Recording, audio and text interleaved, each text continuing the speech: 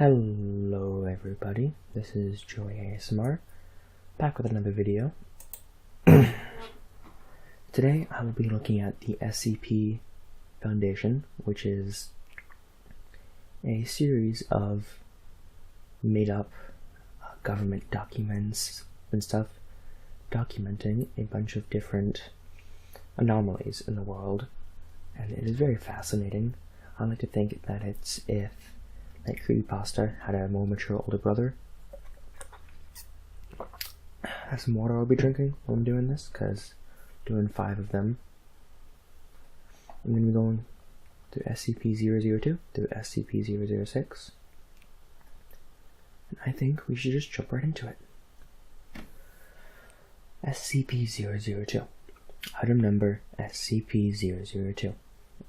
Object Class Euclid. Special Containment Procedures. SCP-002 is to remain connected to a suitable power supply at all times, to keep it in what appears to be a recharging mode. In case of an electrical outage, the emergency barrier between the object and the facility is to be closed and the immediate area evacuated. Once facility power is re-established, alternating bursts of X-ray and ultraviolet light must strobe the area until SCP-002 is reaffixed to the power supply and returned to recharging mode. Containment area is to be kept at negative air pressure at all times. Teams including a minimum of 2 members are required within 20 meters of SCP-002 or its containment area. Personnel should maintain physical contact with one another at all times to confirm there is another person present, as perception may be dulled, skewed, or influenced by proximity to the object. No person below level 3 are permitted to within SCP-002. This requirement must be waived via written authorization from 2 off-site level 4 administrators. Command staff issued such a waiver must be escorted by at least 5 level 3 security personnel for the duration of the contact, and must temporarily surrender their rank and security clearance. Following contact, command staff will be escorted at least 5 kilometers from SCP-002 to undergo a 72-hour quarantine and psychological evaluation. If deemed fit for return to duty by psych staff, rank and security clearance may be restored when quarantine expires. Description: SCP-002 resembles a tumor, fleshy growth with a volume roughly 16 meters cubed, or 2,000 feet cubed. An iron valve hatch on one side leads to its interior, which appears to be a standard low-rent apartment of modest size. One wall of the room possesses a single window, though no such opening is visible from the exterior. The room contains furniture which, upon closer examination, appears to be sculpted bone, woven hair, and various other biological substances produced by the human body. All matter tested thus far shows independent or fragmented DNA sequences for each object in the room. Refer to the Morehausen Report, cross-reference document 00.023.603 for details related to objects discovery. Reference: to date, subject has been responsible for the disappearance of 7 personnel.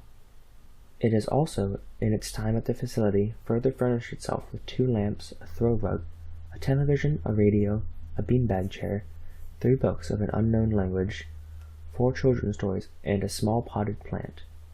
Tests with a variety of lab animals, including higher primates, have failed to provoke a response in SCP-002 cadavers, SCP-002 cadavers as well fail to produce any effect. Whatever process the subject uses to convert organic matter into furnishings is apparently only facilitated by the introduction of living humans. View Morehausen Report, Doc ID 00.023.603. Morehausen Report 00.023.603. The following is a brief report detailing the discovery of SCP-002. A subject was discovered in a small crater in northern Portugal where it struck the earth from orbit. Encased in a shell of thick rock, the fleshy exterior of the object was exposed by the impact. A native farmer happened upon the site and reported his findings to the village elder. Subject gained SCP attention when a Level 4 agent posted in the area detected a smaller radioactive anomaly generated by the object. A collection squad of SCP security personnel led by General Mulhausen was immediately dispatched to the area where they quickly secured the subject in a large container and performed initial testing with subjects recruited from the nearby village. 3 men individually sent into the structure subsequently disappeared. Upon discovering this deadly property of the subject, General Mulhausen issued a Level 4A termination order of any witnesses, roughly 1/3 of the village, to ensure no outside knowledge of the object, and initiated its transport to SCP facility, data expunged. During preparation for transport, 4 SCP security personnel were inexplicably drawn inside the object, where they, too, immediately disappeared. Following the inspection, it appeared as if the object had grown several new furnishings and was beginning to look like the interior of an apartment room. General Mulhausen immediately ordered the requisition of several Class 3 hazmat suits for the remaining security team members, who processed to lift the container into a waiting freight ship for transport to the SCP containment facility. Data expunged. Following the termination of General Mulhausen, SCP-002 was resecured by SCP staff and brought into special containment and classified, where it currently resides. Staff with clearance below Level 3 have been denied access to the SCP-002 container without prior approval of at least 2 Level 4 staff after the Mulhausen incident. So that is SCP-002. That is called the living room. SCP-003. Item number SCP-003. Object Class Euclid. Special Containment Procedures. SCP-003 is to be maintained at a constant temperature of no less than 35 degrees Celsius and ideally kept above 100 degrees Celsius. No living multicellular organism of Category 4 or higher complexity may be allowed to come into contact with SCP-003. In the event of total power failure, if SCP-003-1 begins to increase its mass, assigned personnel must engage in skin contact with SCP-003-1. Ideally, personnel must use their body heat to return SCP-003-1 to above the critical temperature.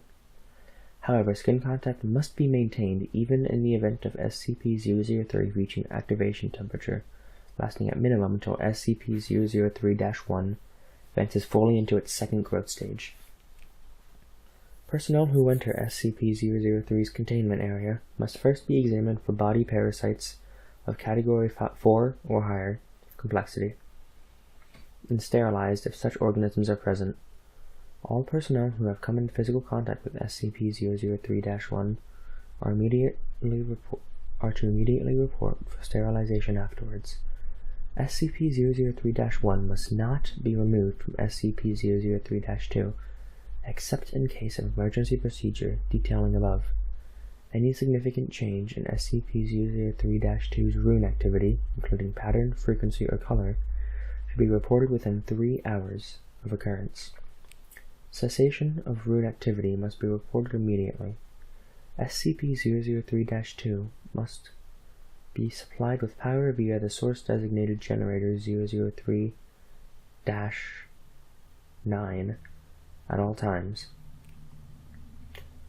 Description: SCP-003 consists of 2 related components of separate origin, referred to as SCP-003-1 and SCP-003-2. SCP-003-1 appears to be composed of chitin, hair, and nails of unknown biology, arranged in a configuration similar to that of a computer motherboard.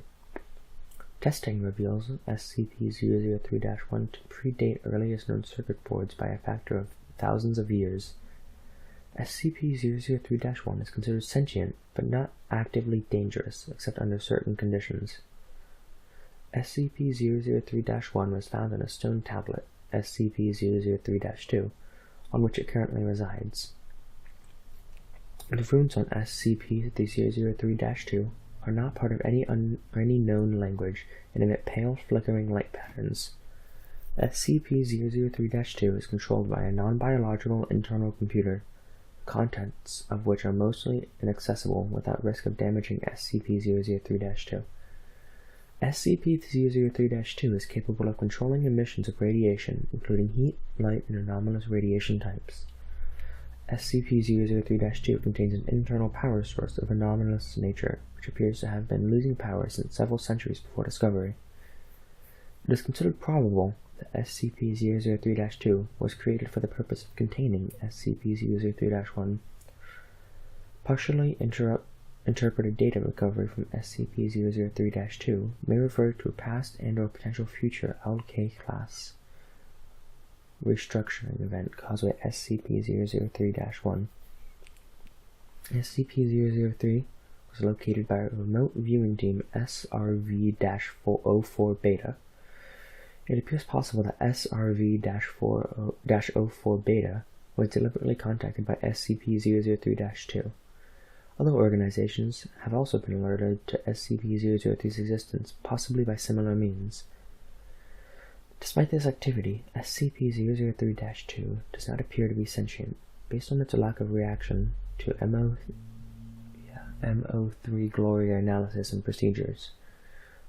When SCP-003 drops below the temperature of 35 Celsius, both components react. First, SCP-003-1 enters a growth state characterized by exponential increase in mass. This growth state consists of two stages. In both stages, SCP-003-1 partially fuels its growth by converting matter around it, starting with any surrounding inorganic material, including atmospheric elements. Then, non-living organic material, including cells of dead skin, hair, chitin, enamel, keratin, and other biological materials. The first stage is always the same.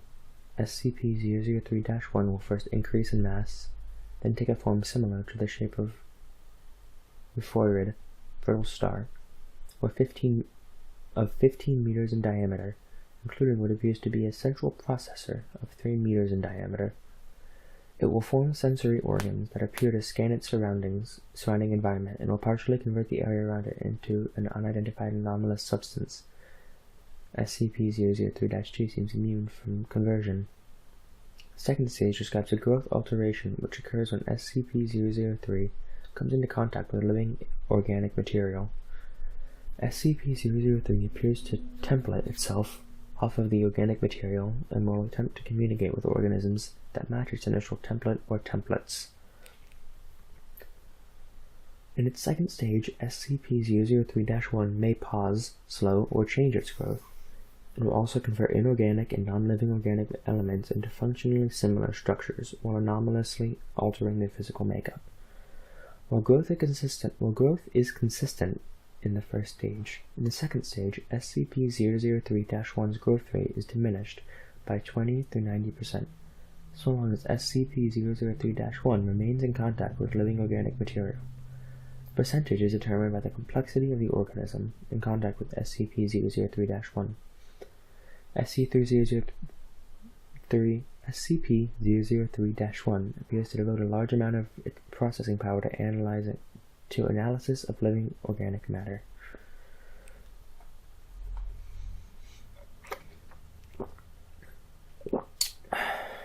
During each of SCP-003-1's growth stages, SCP-003-2 releases bursts of radiation that temporarily inhibit SCP-003-1's growth, or reverse this growth. The temperature of SCP-003-1 rises above 100 C. Similar radiation emissions have been replicated or recorded via other anomalous means. SCP-003-1's biology has been the subject of extensive study. Significant elements have been identified similar to SCP-blank, SCP-1512, and SCP-2756, the latter of two which have no further confirmed connection with SCP-003-1, and no known connection with each other, and none of which are fully understood, technically even less understood than SCP-003, thanks to extensive cross-disciplinary research on SCP-003 subjects. To date, no convincing analysis has been put forward which satisfactorily explains SCP-003-1's connection to these other SCP objects, or others, nor its connection to modern technology beyond appearance, and potential mimicry via unknown mechanisms. Addendum 003-01. Acting on information gathered from the linguistic analysis of SCP-003-2's runes and comparative data analysis, Research Team M03-Gloria has managed to establish a link between SCP-003 and data expunged. For analysis of functions, SCP-003-1 must now be considered sentient, and is to be kept a minimum of 1 kilometer from data expunged, and the resulting byproduct at all times. Addendum 003-2. SCP-003-2's power loss has been exasperated by the procedure performed by M03 Gloria. On orders of 05-10, M03-Gloria will continue procedures. Addendum 003-03. During M03-Gloria procedures, SCP-003-1 doubled its mass and began a rapid structure growth. Temperature was immediately returned to 100 degrees Celsius. Growth and mass increase of SCP-003-1 continued for 9 minutes and 6 seconds, at which time a sustained radiation spike was produced by SCP-003-2. In response, SCP-003-1 returned to its normal state in 3 minutes and 39 seconds, with growth dissolved into a dusty residue, which was collected for analysis. Both SCP-003-1 and SCP-003-2 ceased all detectable activity. SCP-003-2 did not resume activity until connected to an external power source. SCP-003-2's runes glowed uniformly gray and did not resume normal activity for 3 hours. I'm sorry about that. SCP-003-2 no longer appears to be unable to maintain the containment area at a temperature above 35 degrees Celsius with external power supplied by generators 003-3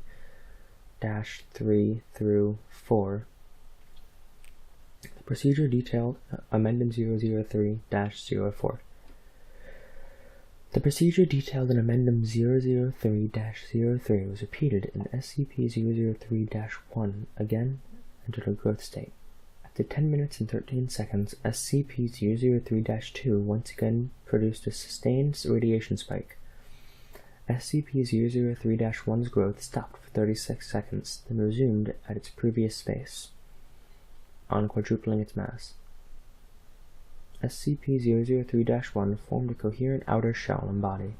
After appearing to scan its environment and partially converting its environment, SCP-003-1 then breached containment, entering the observed gallery where 9 members of M03-Gloria were present. On physical contact with the team members, SCP-003-1 encompassed them in rapidly grown appendages and stopped growth for 15 minutes.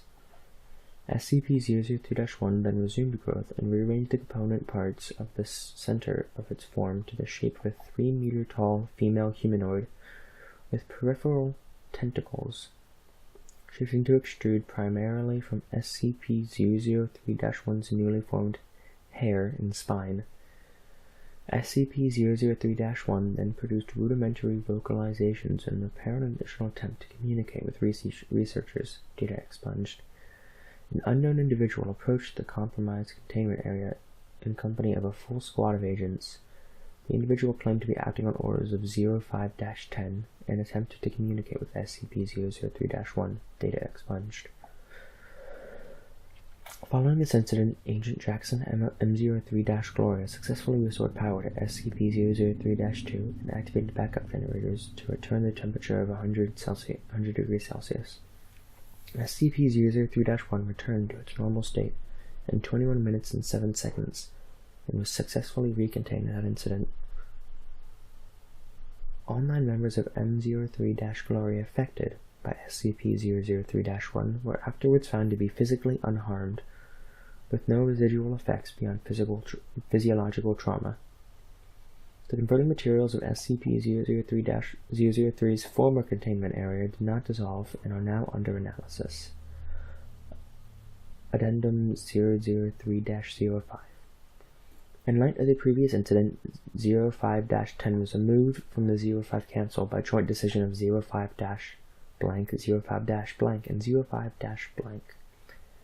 M03-Gloria procedures have been indefinitely suspended. Okay, I think that's about where I'm going to end it today. This is quite a longer video than I usually have. I'm not going to go through all 5 of them because that's going to be quite a long one. Thank you all for listening. It's been a pleasure. If you'd like to do more of this, then I'll be happy to. I find this stuff really fascinating. I love reading about it. And yeah, that's about all. If you like, please leave a like. If you liked it, please leave a thumbs up. Subscribe if you want to see more, and just write in the comments if you want to have any more of this. Thank you. Have a good day.